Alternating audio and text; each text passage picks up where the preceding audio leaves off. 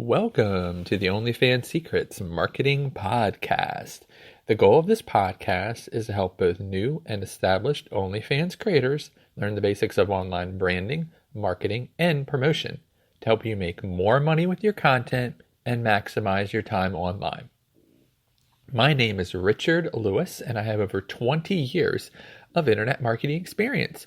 So let's get started with today's topic. And that topic is 10 Twitter OnlyFans marketing mistakes. All right, so in this episode, we'll discuss 10 Twitter marketing mistakes that creators are making. These mistakes run from time-wasting efforts to simple changes to your account that can make a huge difference in followers and subscribers. So I'll jump right into number one. Number one is making your OnlyFans link hard to find. So sadly, this is an occurrence I see all the time. And trust me, I look at a lot of Twitter OnlyFans profiles. So someone will mention they are on OnlyFans, but there is no link to be found. Now, one important thing to note, as I've mentioned, using something like Linktree or All My Links is a good idea for your main link, but you're able to put other links into your profile text in the profile part. And a lot of people will place either just the link tree there, or they'll forget that they're able to do the URL. They're basically not utilizing both sources. So I highly recommend utilizing both sources. If the goal of your Twitter account is to get people to notice that you have an OnlyFans, it makes sense to go ahead and put the OnlyFans link in your profile itself, in the profile text. If you want to put your link tree underneath as the URL, that's great. But you want to make sure that one of those is your OnlyFans link. And of course, if you put the OnlyFans link in the pinned profile, or the pinned post, that's great too in your profile. But you want to make sure that within, what's called above the fold, like in the concept of a website, above the fold is that eye range. As soon as someone comes onto your website, what are they seeing? So you want to look at your Twitter account the same way as someone would look at conversion on a website. You want to make sure that the information you want them to find is above the fold, is right there at the top. So if you're talking about your OnlyFans page, go ahead and leave the link. This is one of the few places where the link is welcome and that you're not going to find a lot of issue with posting it. So, make sure that it is accessible. And for a lot of people, as I've gone over in a whole episode about the pinned post and how important it is, they place, all of their different main links that they want to attract people to in that pinned post. But overall, just make sure that when someone comes to your page, that they're easily able to click on your OnlyFans link. It's really great. The Twitter itself makes almost everything a hyperlink, so you don't have to put the HTTP, you don't have to put www. If you put onlyfans.com/, it's going to make it a hyperlink for you, which means the person can go right off of your page on Twitter right to your OnlyFans page. So again, don't make this difficult. Don't make them hunt for it. Make it very clear where your link is.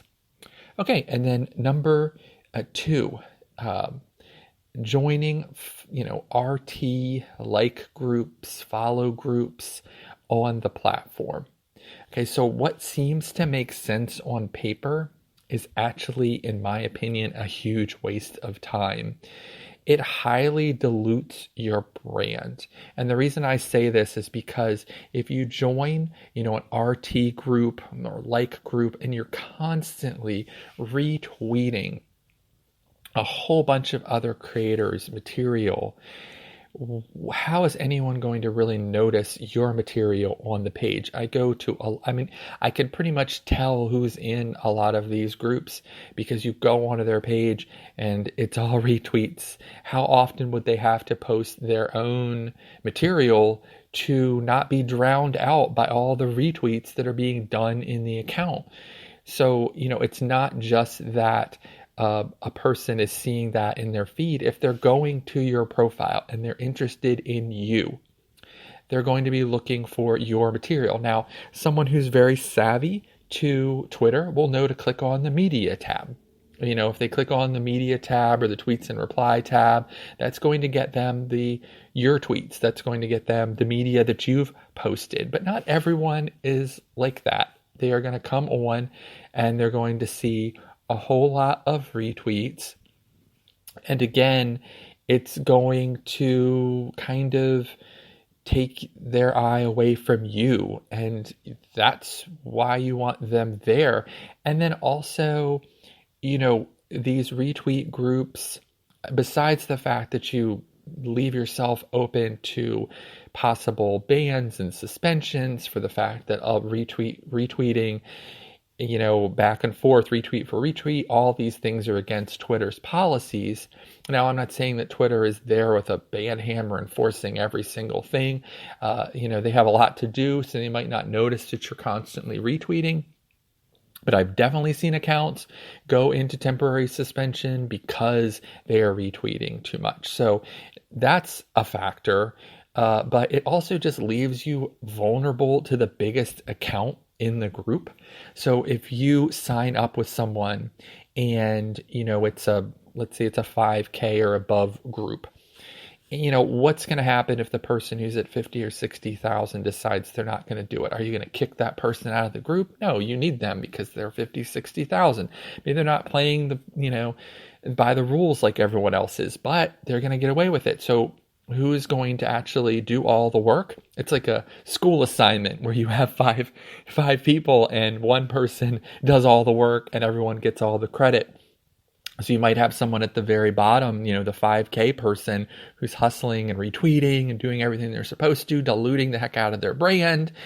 Meanwhile, the person at the top maybe retweets every once in a while because they're, not as busy. Now, I will say there are effective retweet groups, people who are all on the same page doing really well, and I applaud people who are in those kind of retweet groups. But at the same time, that still leads you to dilution of your brand. Personally, I would get in a very small group, maybe with one other creator, two other creators tops, where you just retweet each other. Again, that's not going to fill everyone's feed with, a whole bunch of different people and a lot of confusion. You just make it where you say, okay, well, we'll all retweet each other once a day. That way, your ratio, as we've gone over before in previous podcasts, where you're supposed to talk about the 30-30-30 kind of ratio, for Twitter posting, which is, 30% should be branding, your own promotion of yourself, 30% should be talking about other things, just general things, and another 30% should be retweets. So you're basically, putting yourself out there to go outside of that, percentage. If you're constantly retweeting or you're in a retweet group and you've got 10 other people in this retweet group, that's 10 people. How many posts are you going to do? So it's like 10 to 1, my goodness. So although these things sound good, I would definitely be hesitant based off the fact that there's just a lot of negatives to it. And also you have to count on other people to actually do what they say they're going to do. You're going to do what you say you're going to do, but are they? So even in the best possible scenario, you leave yourself open to brand dilution, possible retweet suspension for breaking Twitter's rules. There's just a lot that cannot go well in this particular plan. Okay, so number 3. Falling for retweet pledges. Okay, so this happens all the time. to creators. You come on, somebody says, oh, I'll retweet my pinned post, I'll retweet your pinned post. So you do that. You retweet their pinned post, or you retweet 10 or 20 of those things, and nothing happens. And by that point, you're not really going to go back and unretweet. I mean, maybe you do, but you might forget.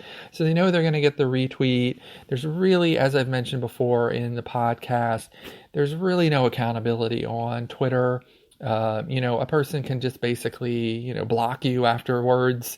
And what's really going to happen to them? Nothing. So what happens for a lot of people is they're constantly falling for retweets. It never happens.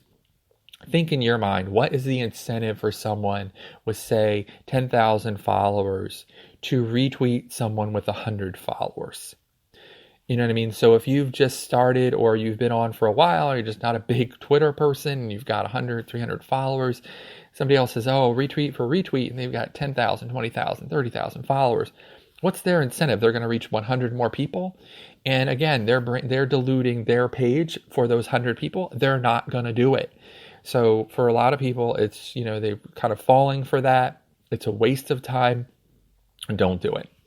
Okay, number 4, promoting on every tweet possible. Okay, so there are a lot of Twitter promotion, OnlyFans, sites, pages, everything, tweets all day long. And some of them are very valuable, and some of them are not. So you have to really think to yourself, okay, find those promotions that actually matter. You might want to find what I've made the goal of the at OnlyFans Hero is that we retweet those that seem like they matter the most. And we obviously have a big following ourselves.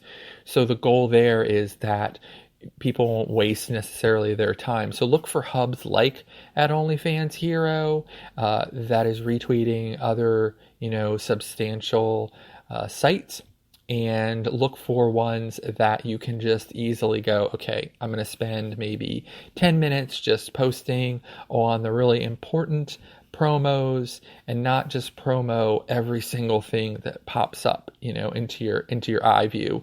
Because again, a lot of those, as you've gone over, people can reskin, an account that looks like it's really good. So just be, cautious on what you're promoting, or where you're promoting yourself, as well as just be a little more picky and make sure that your promotion time is maximized. Okay, number 5, stating your relationship status in your Twitter profile. This I can never make any sense of. So unless you are creating your OnlyFans with a partner, it will not help sales or subscribers to state that you have a significant other. I see this a lot. Again, it's trying to get you into, the personal business of someone else. And you just also don't want people in your personal business, in my opinion. So you definitely don't want to state this relationship status, because it really doesn't. I imagine that a lot of the reason is because people will assume that, possible subscribers or people who will DM them will be more respectful to them, or won't try to initiate a relationship with you if you're placing that in there. Trust me, people who are jerks are still jerks. Like they're not going to go, oh, I'm sorry, this person's in a relationship, I need to be, mind my P's and Q's here. They won't. So it's not going to help you there. I mean, the occasional person, but these people are still going to be jerks, and they're not going to respect your relationship status. And all it's going to do is make you seem, undesirable to a certain group of subscribers. For almost all of time, actors, actresses, musicians, they have hid their relationship status because it makes them less appealing to the public. Oh, this person is married, or this person has a significant other. I can't get them, so I'm going to go and buy someone else's records. You know what I mean? Like from the past, they would say, oh, okay, they'd hide that. Now, these days, I will say it's a lot harder for people to hide their relationships. But back, in the 40s and, for actors, and then, in the 60s and 70s for musicians, they would hide those relationships because that would make